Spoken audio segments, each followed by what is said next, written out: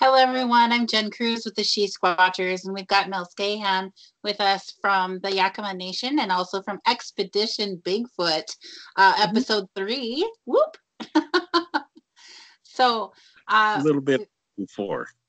a little bit in 4 too. Yes, I saw that last night. I was like, "There's Mel again." Yes, a little bit in 4. They were looking at the nest and the hawk feathers, and then of course you came up again. So Yeah. yeah. My daughter laughs at when we saw the trailer for the first time. She goes, "That's bad grammar, Dad." I'm like, "I didn't cut that. That's the way they put it into the show." She goes, and then she laughs at it every time it comes on. Oh, that's funny. That's funny. How old is your daughter? She's 16. Okay. 16 and ready to drive. She just finished her driver's course, and Oh, wow. but I'm not ready to unleash her onto the world yet. I don't think any of us were ready when our kids were ready to drive. I wasn't ready either. No, neither was I. No. But they have to do it sometime. Yeah. Yes.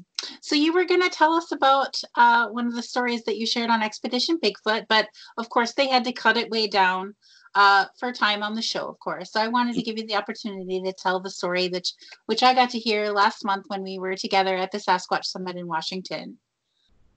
Yes. This find that I had right around 8 years ago is changed. It didn't change me then because, it's just you're out collecting stuff and see stuff. You just put it in the memory bank and then file it. But I didn't know what I had until right around 3 years ago. As we mentioned, I work for the forestry department for the Yakima Nation. And my job is a timber cruiser to go out and get all the data to set up for the timber volume calculations. And we go throughout the whole sale. And this particular sale that we were working on was on the southeastern part of the reservation. And when we started out that day, we had to go all the way up to the top of this hillside, which was about almost 2 miles up, and then go east and then work our way north back down towards the truck. So we just finished like around 2:00, the upper going uphill, and then we were working our way down. And then as I was leading us down to our next cruise plot, I looked over to my right and saw something that wasn't right. And I walked over, and there was this kind of donut. That's all I can say is it looked like this big donut made out of fir boughs or tree limbs. And as I'm looking at it and everything, and I was like, wow, this is something that anybody, I've seen bears and I've seen deer, I've seen other animals gather and clear out a center, lay down in it. But this wasn't that. As I got down and looked at it, all the material in this nest was grand fir limbs. And the limbs had been turned over. Needles on coniferous trees, on grand fir trees, are dark on one side, and then when you turn them over, they have what they call lines of or stomata at the bottom. So there were 2 lines of stomata on this, and then so that's how I knew everything was turned over, all the material, and then everything was woven together. So something took it and weaved this whole thing, all this material, and it was like around 8 inches, 6 to 8 inches on the uphill side because it was on a slope. So it was about this deep. The depth was like this on the upper side, and then down below it was almost 3 feet. So it used a lot of material at the bottom, and it made it almost level. And then on the right hand side of this nest, as you're looking down, there was a down woody log and this woody log was probably about 2.5 feet tall, and it looked like it was like somebody was sitting back and had put down a chair and then was using this log as an armrest.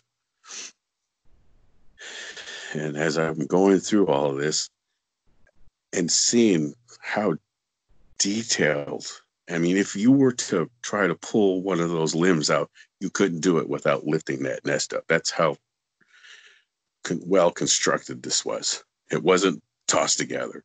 Everything was woven. And so I was like, well, I'm going to sit down in this. I hopped up into it, and I'm looking. I was like, why did he build this thing? And then I saw the road off to the right-hand side down below us, and I was like, well, that's a possibility that it's some, surveillance spot to see all the traffic going in and out. And so I'm sitting there, and I'm bouncing up and down, and then I'm trying to touch the ground. I'm wearing boots and everything, and I could not touch the ground.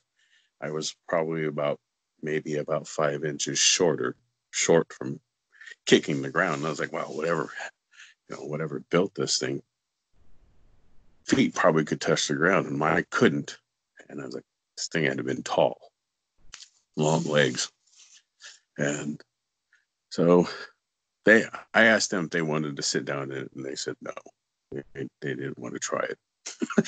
And then I was like, well, let's see if I can find any hairs or anything like that associated with this nest. And I started going through the donut portion, and then I did find one brown hair, and then I had rolled up paper into an envelope, and then I put the hair into that, and then I started going through the armchair portion of it, and then that's when I picked up the other ones. It was littered with hair, because of all the splinter type effect and hair pulling and everything like that. There was a lot of that hair in that armchair portion of it. And I sent you a picture that you may show and share with everybody. And you'll see the down woody log where most of the hair came, 99% of the hair came from. And then I put it all in the pouch that I had made, put it in my work vest, and then off to finish our work day. Was that the nest picture that you sent? Yes. Okay. So let me put that up really quick, Okay. and see if that's the right one. Let me get it open here. I think I sent you two of them. It's the same nest. Okay. Let's see here. I'm going to share my screen so that everybody can see this. Oh, look at that. There's you. All right. So here's the picture. Can you see it? Yes, I can see it. Okay. Yeah, so that nest, the right-hand side of the picture is the uphill side, and you could see that, the depth on it is not, it's not very tall. But as you go to the downhill side, you can see that most of the material is on the left-hand side, and then that's the almost 3-foot depth of the downhill side of everything that's been built. And all these limbs right here that are inside that nest, everything has been turned over, so the bottom sides of the limbs are facing up, and you could see the weave pattern in the sticks themselves. So this wasn't a bunch of material stacked up on top of each other. This thing had some craftsmanship to it, and the log that you see on the upper part of the picture there is where it incorporated that log as part of the nest, as like I said, like an arm resting area, and then that's where I pulled most of the hairs from. Okay. Should we go to the next photo? It's the next photo is as the downhill side looking up, and then you can see how the wood is kind of splintered and everything, and that's on the left hand side. that's where the hairs must have got caught into the wood there, and then that's where I was pulling most of the hairs out. I said that log right there had a lot of it to it. I only found one in the nest itself, but yeah, it's got that donut shape to it, and when they're not building the structures like you saw on the expedition Bigfoot show, then they're building a comfortable like chairs or something of this nature. I've found pretty close to 8 on the reservation now of this structure right here. So how comfortable was it when you sat in this? Oh, I could have sat in there for hours. I mean, it was like sitting on your favorite recliner, and but you could recline in it and everything like that. I sat back in it and I moved around, and I mean, it was very, very soft. Wow. Okay. See, that's the part that you want to know. How comfortable is it? Bigfoot furniture. Yeah, and when I sat down in that thing and I couldn't touch the ground, I was like, wow, this thing is, whoever built it, built it for their comfortable, being. And to me, it's like Goldilocks and the Three Bears. This one is too small. This one is too big. Very cool. This one's Very just cool. right. Very cool. I love it. Love it. So I'm just doing a little zoom in here. Yeah, the center was kind of hollowed out, and you could see the ground down below inside it, and everything. Like I said, it was a donut shape, and all the material was woven around to keep that center open. Very neat. That's very neat. And so you found something in here. Yes. As we're looking here over at the log on the left-hand side, and if you zoom in right there, yep, right there is where I pulled most of the hairs out, because you can see that the wood is splintered right through here, and then that's where the hair got caught. And then as he was moving his arm around or whatever, and then pulled a few of his hair strands out. Oh, very neat. Very neat. Yeah, that would catch your hair, that's for sure. I bet you have that problem too with your hair getting caught and everything. Yeah, I did. I got rid of it all. And what's unique about this is that the trees that were in this area were all Doug fir trees, and these are grand fir. And whatever built this nest pulled this material in from a different area to construct it. Oh, now that is interesting. How far away would they have had to transport this? I would say at least 200 feet in order to by the area that we were working in, because where we were at was all Doug fir, and Doug fir and ponderosa pine, and the grand fir. I don't remember coming across a great deal of it in that spot. And one thing that we noticed during our walks and stuff, and when they build these nests, they don't use hand tools or anything like that to cut. They pull, and they're so strong just because the environment that they live in. Us, we get to ride around in vehicles, and in order for us to keep our muscle, we have to go to the gym to work out, or construction worker or whatever. You go to shake their hand and they about break your hand because of the type of work they do. Well, these guys are out here all the time doing that. And when people say that they have superhuman strength and abilities, it's just their natural body themselves being able to do that because of, the type of environment that they have to live in all the time. Mm-hmm. So when they say human strength, I said that's just their ordinary person. That's very true. Very true. Very neat. Thank you for sharing that with us. Okay, so you found something in here. You found hair samples right here in the wood. Yes. What happened? What happened with that? No, we ended our day, went back into the office, and we, you know, my coworkers had shared that they, Mel's got Bigfoot hairs. And so I'd get the occasional coworker come over and say, "Hey, can I see your Bigfoot hairs that you got?" And I'd open the envelope and show it to him and everything like that. And I was like, "Well, how do you know these are Bigfoot hairs?" I was like, "Well, I don't. I mean, they could be anything, but the possibility is great that they are because of where we found them." And year goes by and everything, and they're rolling around on my work desk and everything, and the wears off and everything else like that with everybody else. And a couple of years after that, what people don't understand about the Native American community is that we have spiritual leaders that guide us. If you're that type of person to carry on that tradition and listen to your elders, you can learn a great deal with that, and then you can have that passed on to you.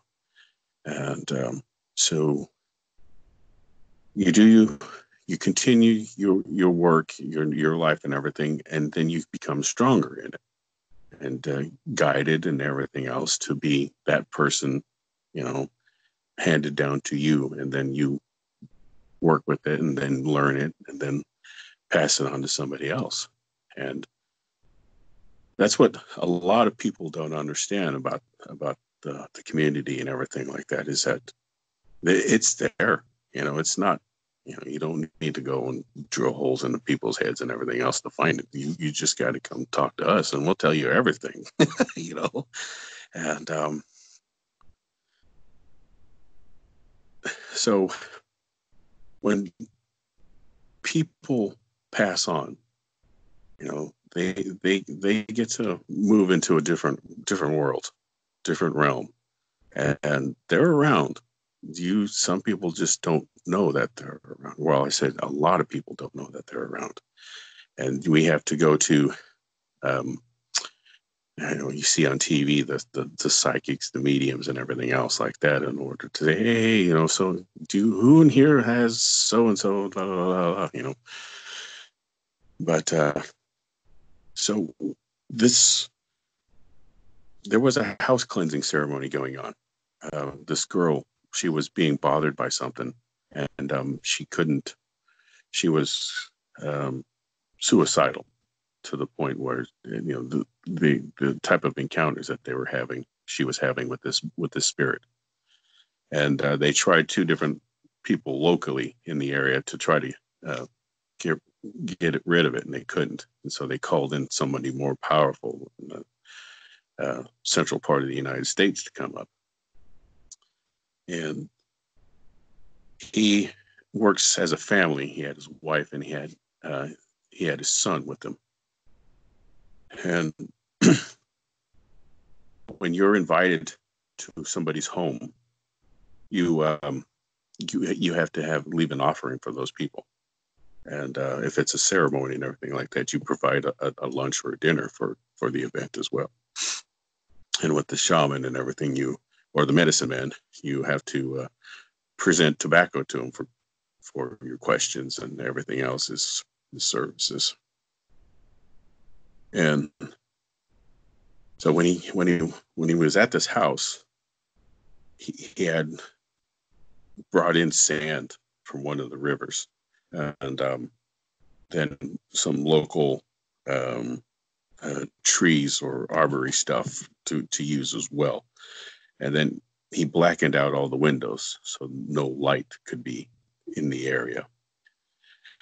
And there was about 20 of us in there, and he was on the west side, and we were sitting all the way on around him. And then in the center were the gifts for the witnesses that were there, and then there was the food offering for everybody to feed afterwards.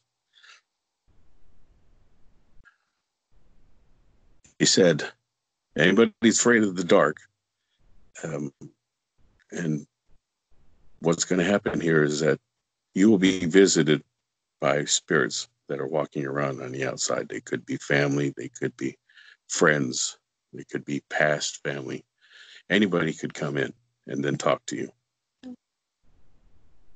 And if you don't think you can handle that, then you should leave now. So a couple people got up and escorted out and taken down to the next house down. And he continued on. He says, at any point in time, somebody will come to you. And don't be afraid. Just go along. And if they tap you on the shoulder or whatever, talk to you, just let it happen.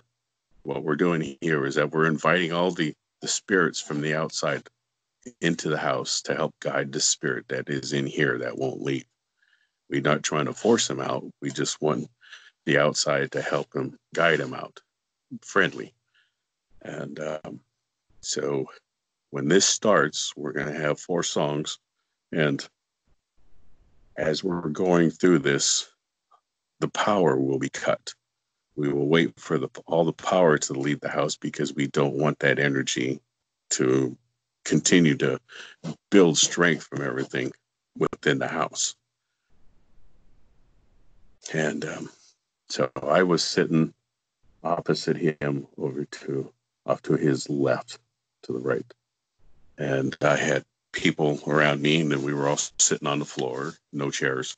And the first song starts off, and just pitch black. You go like this, and you can't see your hand in front of you. It's so dark. And so the first song ends, and then when he starts the second song, the beat is a lot different, and you just hear this powerful boom on the drum, and then he starts his song, and then the way I describe it is like somebody taking a pebble or a rock and throwing it into a nice calm lake, and that wave, continuous wave coming out from it as it hits the water. That's what it felt like that was coming from him. And what I mean is I'm sitting there and I got my eyes open and I close them. I can hear and feel this vibration, this, and I'm trying to narrow it down, and it's coming from him. And I'm like, what is going on? And then as it draws closer to me, I can feel it going under me. And it starts, as it gets to me, then it goes up into the wall. When it reaches down to the lower part of the wall, I go over to the next person. I go, the floor's vibrating, or is it just me? And then she goes, no, they're vibrating. And I was like, all right. And I'm readjusting, and I'm like, oh. And then you could feel it. It's not under us anymore. It's going up into the wall. And then it dissipates up into the ceiling. And I'm like, what is and I was like, oh, somebody wired this house, And then I go, did it go up into the walls? Is it shaking anymore? And she goes, no. And I was like, I don't know what's going on here. And so that song ends. And remember, we're all sitting in the dark, and we've got our legs crossed in front of us, and there's people on either side of us going around the room. Food in the center, and the offering in the center as well. He's on the opposite side. And then when the third song starts, it's a little bit faster and it's louder. Boom, boom, boom, boom. And then he starts. That's when his family joins in. And then you hear them going along with them as the song is going on. And then down the hallway, I hear something back there. And I was like, oh, that must be where the spirit is at. And I'm listening, and then I hear this. And I'm like, I've heard that before. And I hear it do it again. And I was like, I know what you are. And I said in my head, I go, if you are who I think you are, you'll whoop for me. And so remember, the drum is going, and then they're singing, they're loud, and then I hear, and I'm like, no way. So I got my eyes closed and I'm clenched up and I'm like, what is going on here? And I can hear it walking down the hallway. Boom, boom, boom, boom. And it's walking to the beat of the drum. Boom. And as he gets into the living room area, then he starts jumping. And I'm like, what is going on here? And I mean, it's loud and it's shaking the floor underneath me. And I had no idea what was going on. Whatever was happening was for a reason. And so he gave me the warning. If you're afraid of the dark and you don't know what to expect, then maybe you should leave. And perhaps I should have left because this thing was whooping. He was grumbling. He was doing all kinds. He was doing everything. And he was jumping to the beat of the drum. And I was like, wow, all that stuff in the center is going to be destroyed. And boom, boom, boom, there he is. He's jumping in front of me and he's whooping and he's doing all these sounds that I've heard come from Sasquatches. And then as the song is ending, then he's working his way back down to the hallway. He's not jumping, he's walking again. Boom, boom, boom. And when the song ended, that's when I didn't hear him anymore. So the last song was more of a calming ending of the ceremony. And nothing happened then. Everything was already done. And so it's time to come down and relax. And then when the song ended and everything, he had his son go back, turn the electricity on, and then the lights came on. And then right in front of me, everything was intact. The food wasn't thrown about. All the gifting items were still right there. And I was like, how did the heck did all this happen without it destroying everything in the center? Because this thing was jumping and screaming and everything right there in front of me. And the lady next to me goes, why did you touch me? And I was like, I didn't touch you. I was over here on my own. And this guy over here was saying that somebody had visited him, like it was like an uncle or something like that, some family member. And then the medicine man went around to everybody. And he started off on his right-hand side, and he started going down to everybody that had visited him. You had so-and-so. You had so-and-so. And then when he got to me, he looked at me, and he goes, you got something attached to you that you shouldn't have attached to you. You do something that you shouldn't be doing. There was a spirit that came in here, and he was mad. He was upset, and he wants something that you have. And then some gentleman over here on the right-hand side says, he hunts for Sasquatch. And I was like, who is this guy? God doesn't know me. And then he goes, well, you collected something that you shouldn't have collected. And then a woman over here on my left-hand side yells out, he's got hair. And I was like, who are these people? I don't know these people. And they're here, they're telling me who I am and what I've done. And he goes, well, whatever you have, you need to make it right between the two of you, because he doesn't want to be known and he's afraid what you're going to do with it. And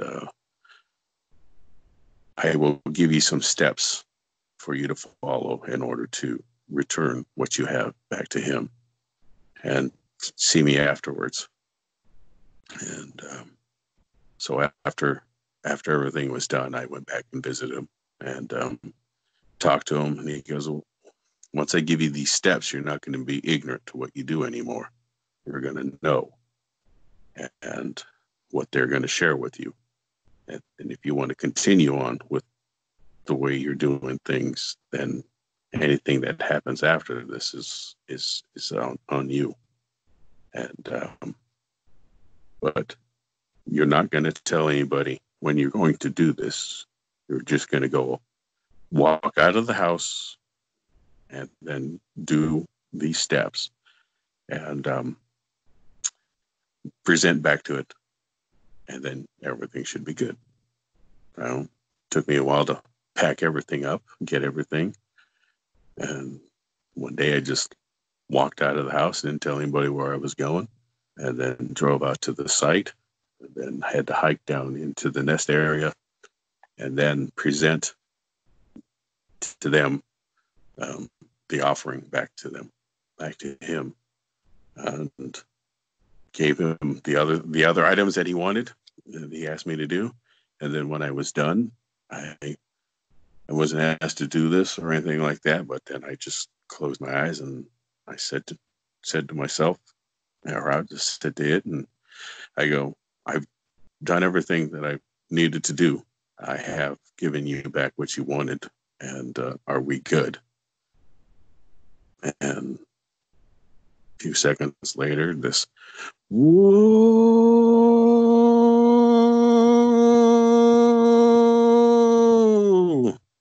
came from down below me.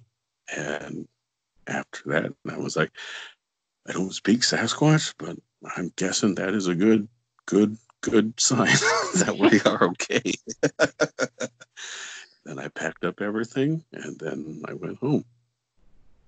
And ever since then, I've changed everything that I've done. I don't go out chasing. I don't go out harassing them like I used to.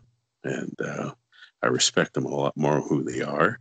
And my encounters with them have been totally different now. Hmm. How have the encounters been different? I used to get a lot of aggressive wood knocking, and then the screams, but the tones have been different, and I haven't had pine cones, or rocks, or anything else thrown at me anymore. So my niece, who's has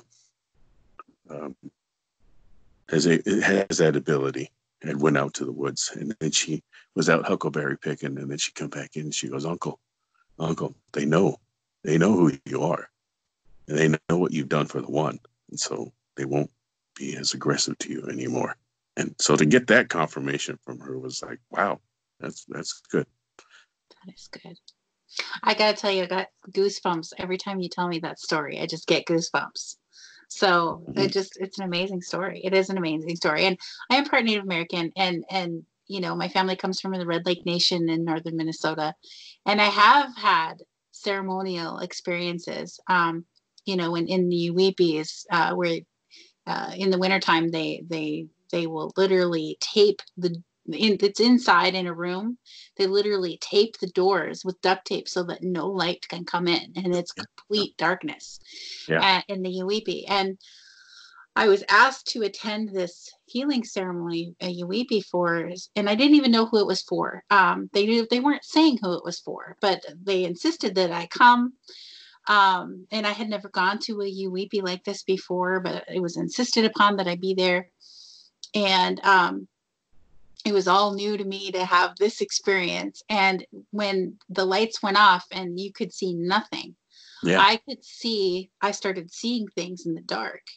And what I saw was a little person who was purple in color, and he jumped on top of a woman and he started to bite her breast and like rip on it. And I'm like, what are you doing? Get off of her. It was like really shocking for me to see that.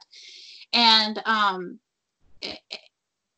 was just it was so crazy what I was experiencing, what I was seeing and feeling during that time. And when the lights came back on and the ceremony was over, I found out who the ceremony was for. It was for a woman who had breast cancer. She had just been diagnosed with breast cancer. And so what I was seeing was the helpers coming in to help to heal her. So that was very interesting, but I didn't even know who the ceremony was for exactly, or what the healing was for. That was kept from me. So until after the ceremony was done. So that was very, very interesting. So I totally agree with you that people are very unaware of the kind of the native spirituality and the ceremonies that happen and how life-changing and how real they are to us when you experience those things. It's Right. very, very wonderful. I love doing sweat lodges, and I took a bunch of girls who had learned Reiki from me, and we went into the sweat lodge. We were invited to the sweat lodge in town here, and they had never done anything like that before. I'm like, let's do it, because one of the girls was giving a thanking ceremony, and she insisted that I be there. I'm like, I'm in the middle of teaching a class. I can't come today. She's like, no, you have to come. And so I'm like, okay. So I told the class, I'm going to this sweat lodge, so we're going to have to take a break for a while and get back together. You can come with me if you want. And they're like, we're going. We're going. And so we went inside. Now, part of Reiki is a Japanese form of energy healing. And in part of that, you're opening your awareness, and you start to sense other things. And so we're inside of the sweat lodge, and they closed the door. And I don't know what song we were on, because what door we were on, because they do 4 doors. And I started seeing visions of things. And what was interesting is that when it was all over and the group of us got together, we were sharing, they were saying about what an awesome, amazing experience that was for them. They'd never done anything like that before. They were sharing what they saw, and we all saw the same thing. Mm-hmm. So it was a shared vision. It was, wow, just amazing things happen. And I just wanted to share that with the listeners as well, because there's so many things that from the native perspective in the ceremonies, that amazing things happen. Amazing things. I have a friend of mine who I met at a hotel, and he was doing charity work for something, and then he saw the stickers. Bigfooters have stickers on their cars. That's how you know they're Bigfooters. So I was getting in my car, and he come over and talked to me and everything. But he does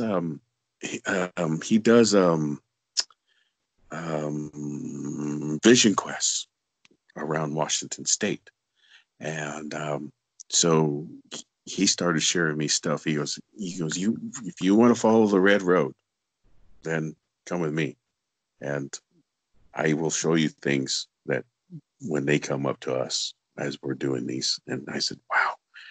And I haven't taken him up on that offer yet because of my schedule and being so busy and everything like that. But when you guys come up, we'll meet up with them.